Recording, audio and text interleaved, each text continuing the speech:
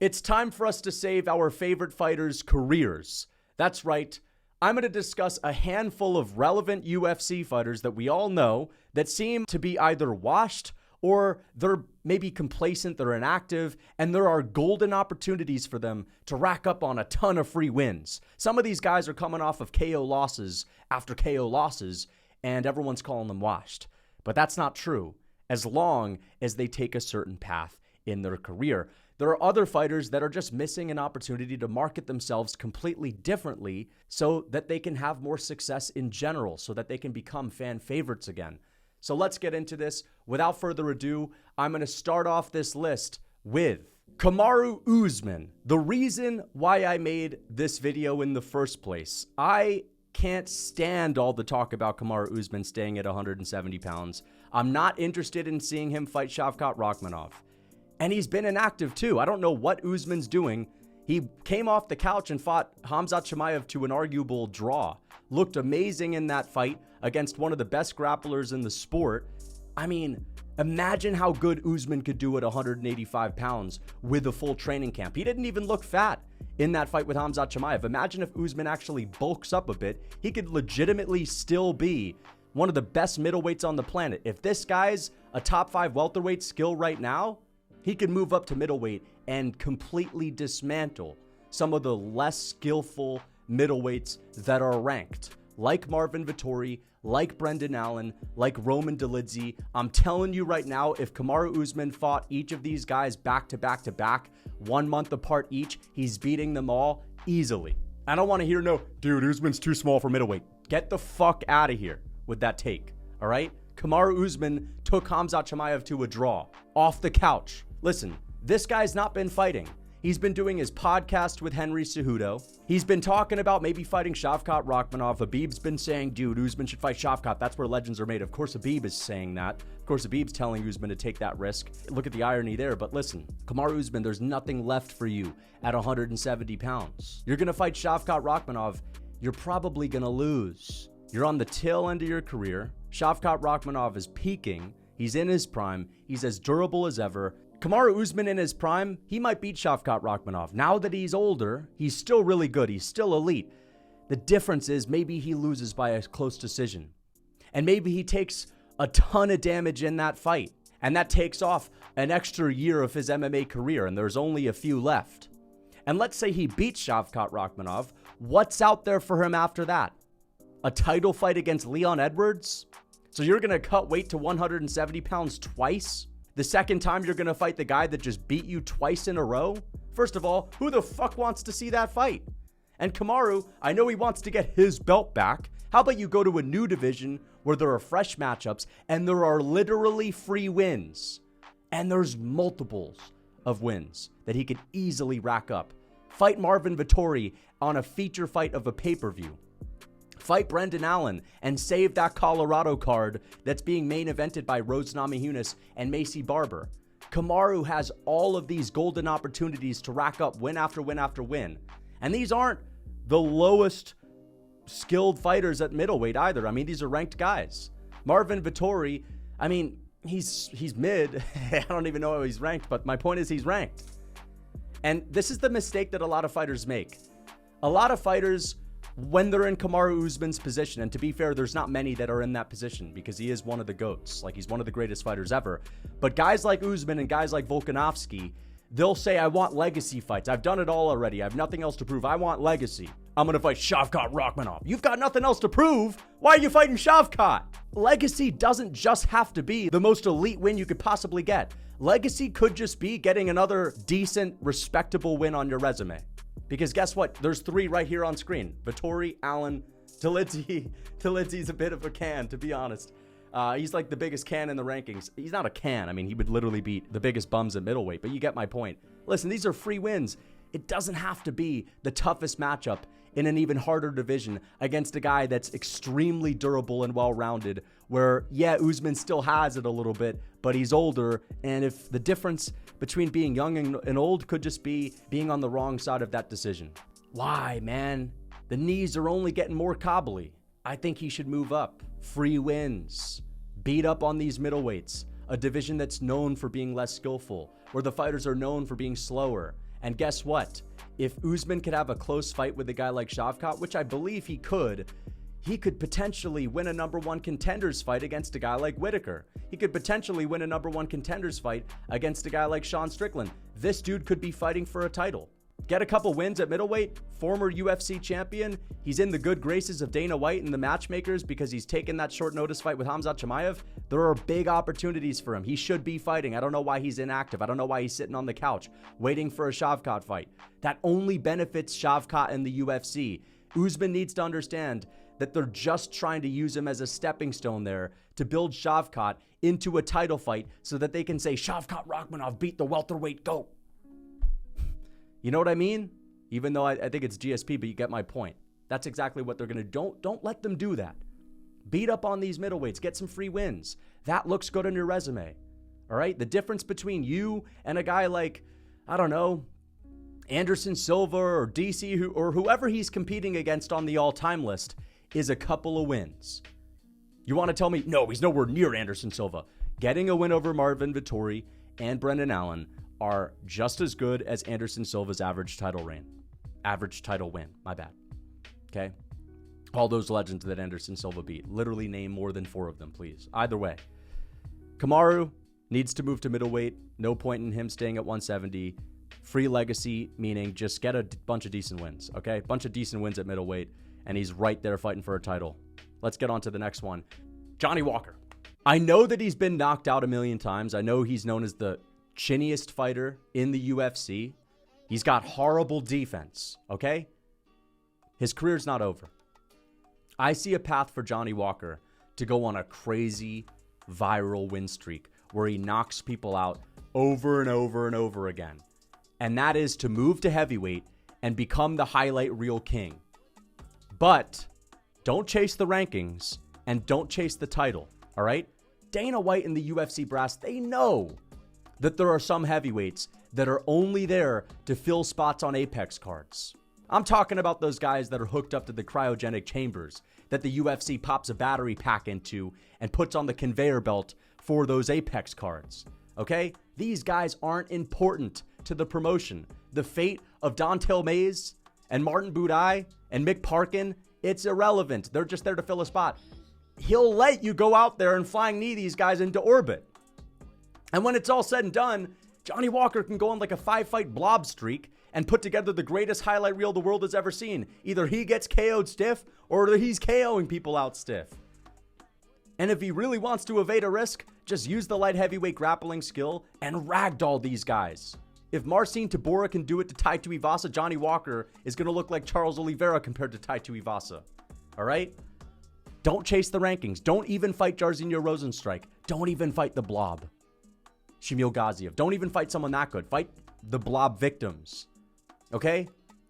Tell Dana White, listen, we know what these guys are here for. It doesn't matter what happens in these fights. Let me rack up some KOs. Let me put together some highlight reels. Let me be the highlight reel that you use to promote these shitty cards. Okay? That's how you save Johnny Walker's career. And moving up a weight class is only going to help his chin. Getting knocked out at light heavyweight, when you're one of the biggest light heavyweights and you have one of the most brutal weight cuts. I mean, this guy's 6'6". He's enormous for this division. That weight cut's got to suck. Don't cut weight. Just show up fat. He'll still be 10 times more athletic than these guys. And maybe after 5 wins, you can give him a ranked opponent, but screw that. You don't even need to. Just let this guy rack up on blob wins. That's how you save his career.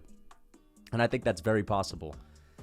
His defense isn't very good, but again, massive drop down in competition going from Magomed Ankalaev and Volkan Ozdemir, guys with good hands, to these people with no power. That's the thing. The blobs at heavyweight, these are the guys that should have been fighting at lightweight or welterweight, but they're not disciplined. And because they've been, overweight for so long, they've not absorbed that like good solid skill that a lighter man would have. They're not just lighter people that are bloat maxing. These guys are just lazy. All right. So they're not that good.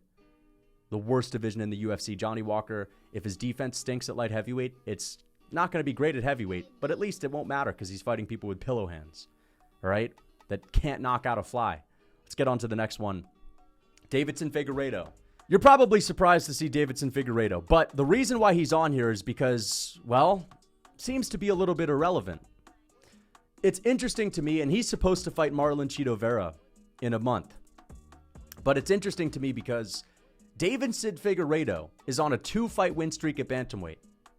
And I have a feeling he's going to beat Marlon Vera as long as he takes him down. That's on this list. Please take down Chito.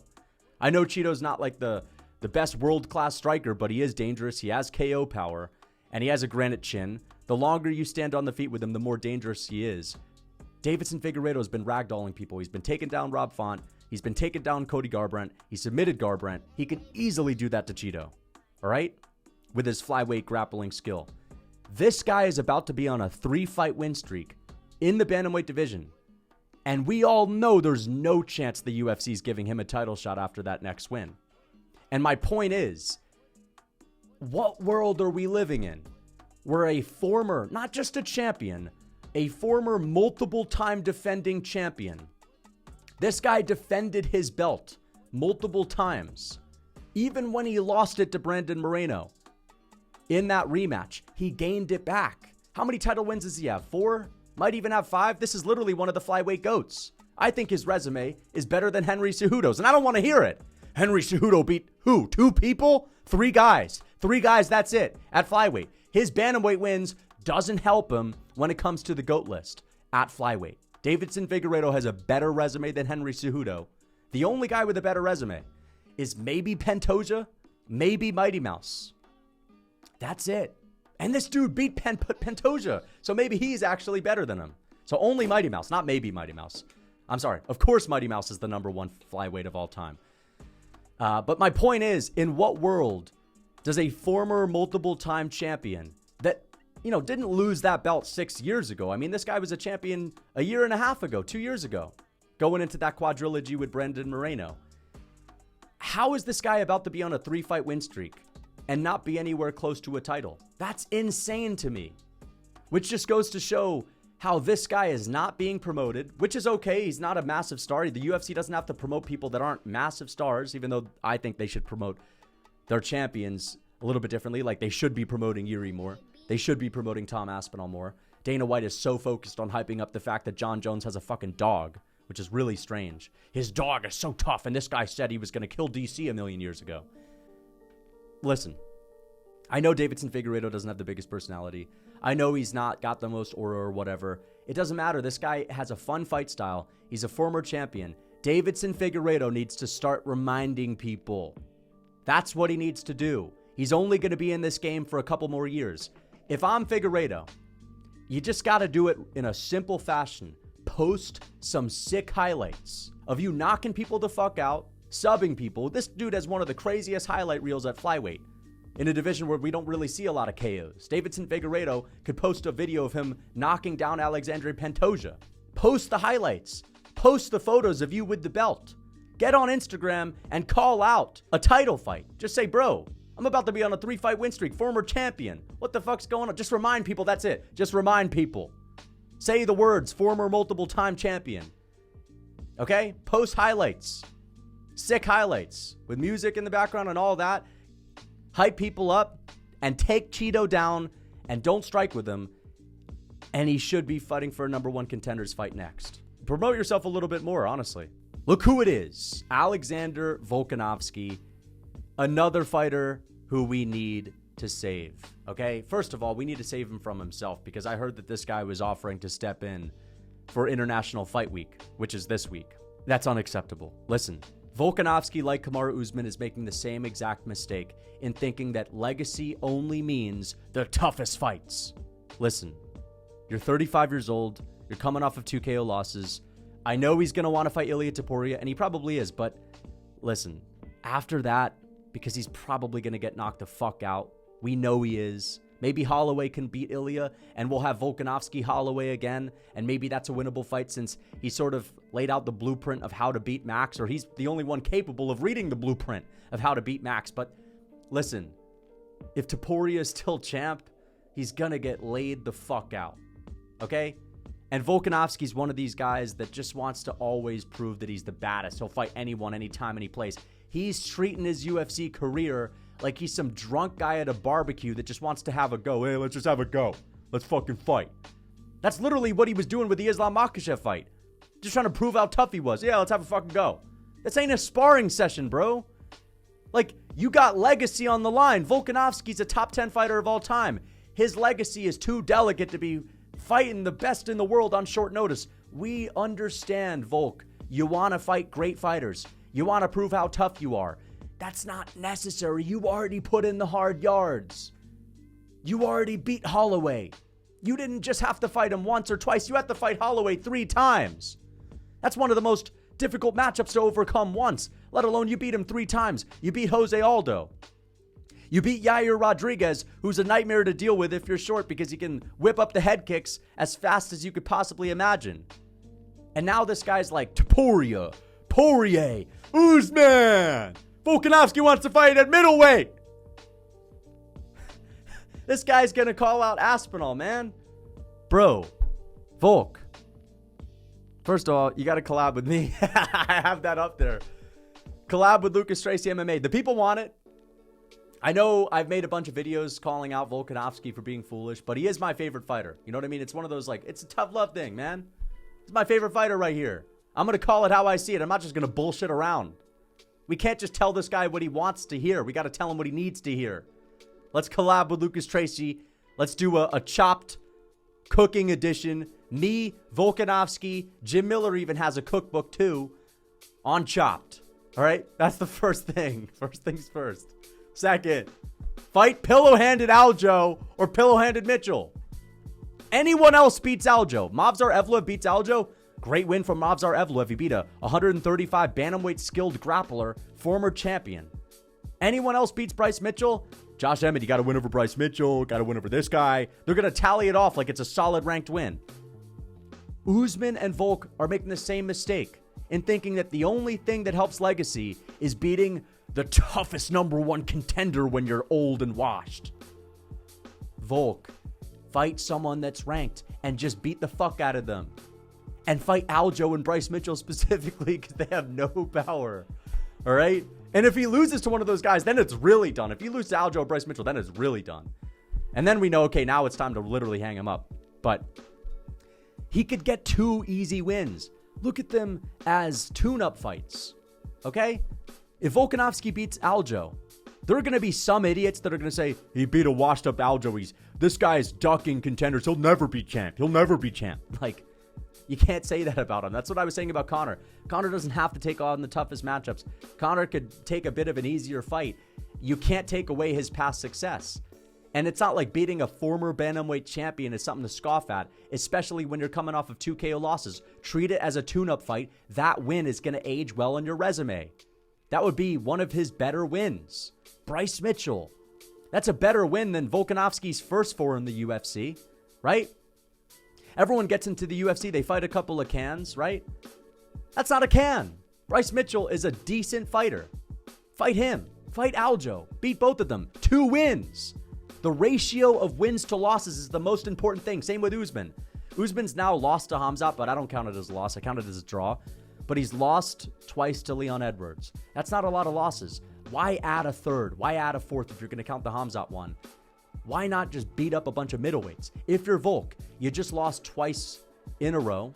You lost to Islam Makhachev in the first fight. That's 3 losses. Why add a 4th so soon? Separate that next loss with a couple of wins.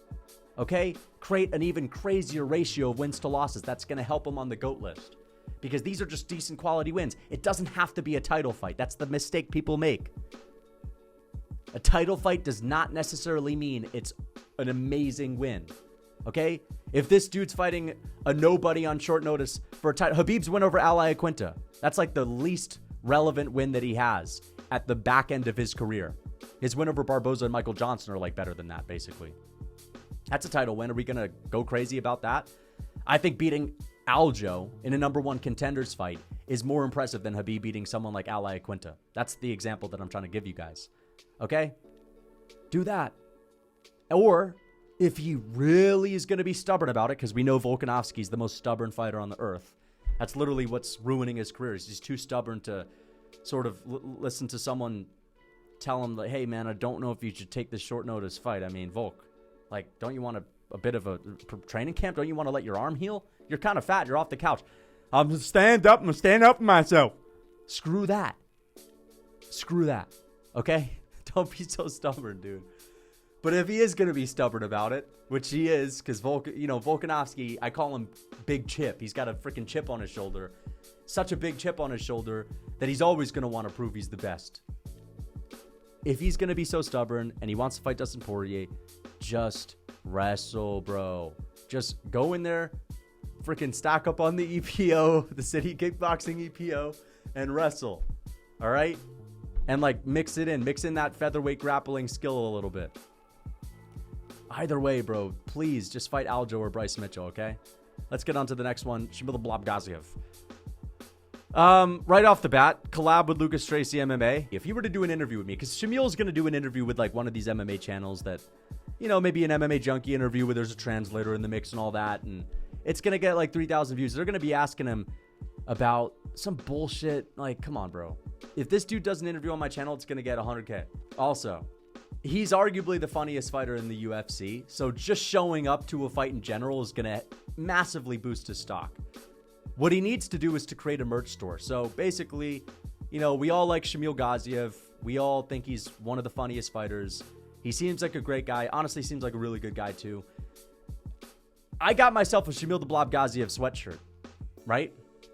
I got it from the Blob company itself, but I think that Shamil really needs to be serious about this and recognize that, there's a bit of a meme going on. Why not just create Shamil Blob Gaziev merch and just post it on Instagram? I asked my chat. I had 1,000 people in the live stream, and I asked them, would you buy Shamil Gaziev merch? More than 50% said yes, as long as he sold it himself. That's what he's got to do. Sell Shamil Gaziev merch. Just put this dude's face on a sweatshirt. It's golden. All right? It's golden. Imagine going to a UFC event and seeing this guy everywhere. Dana White's going to start asking questions. Wait, who the heck's making this guy a star? Holy shit. We got to put him in a main event spot. That's what they're going to do. They already did it once. I actually think Shamil has a path to becoming a big star. This dude could be making millions of dollars by selling merch. I'm telling you right now, most of you guys would buy merchandise from him if he sold it, right? So I think he should make merch, honestly. And I think he should do a collab with Lucas Tracy MMA. Let's get on to the next one. Tony Ferguson, last but not least. Listen to the fans. That's addressed to the UFC. The UFC is going to be stubborn about it. I hope not, though, because they weren't so stubborn at UFC 279 when they reshuffled the whole card around, when there was a ton of fan backlash against Nate Diaz versus Khamzat Chimaev. Everyone was freaking out about that fight being unfair to Nate. They were feeding him to the wolves. They were trying to get Khamzat Chimaev an easy win. And they shuffled it at the last second, and they tried to play it off as if there was a brawl backstage, and we just can't go through with the stare downs. There was a big brawl. We got to shuffle it. It was clearly set up to be shuffled multiple weeks out, because the fans weren't having any of the Diaz versus Khamzat Chimaev BS, because that's just not an interesting fight. Diaz is booked to fight Michael Chiesa, who is a smudge grappler that's 3 times the size of him at 170 pounds. Tony Ferguson has no strength. He's totally washed as far as strength goes. Why are we putting him up against someone that's 10 times stronger than him, that is going to take him down and smudge him into the canvas and have a dog shit fight, when Tony Ferguson is a fan favorite and the only allure to him fighting, because he shouldn't even be fighting anymore, but he's even more stubborn than Alexander Volkanovski. He's going to show up every single day.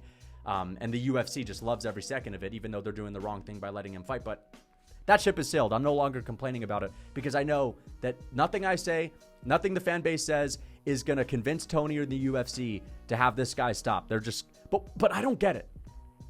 Why is Tony being used as a stepping stone for Chiesa? What the fuck is Michael Chiesa's future going to look like if he beats Tony? Chiesa's going to become a big star. We have to have him beat someone like Tony. I can't imagine that's the case. I can't imagine the UFC matchmakers are saying that. This fight makes no sense.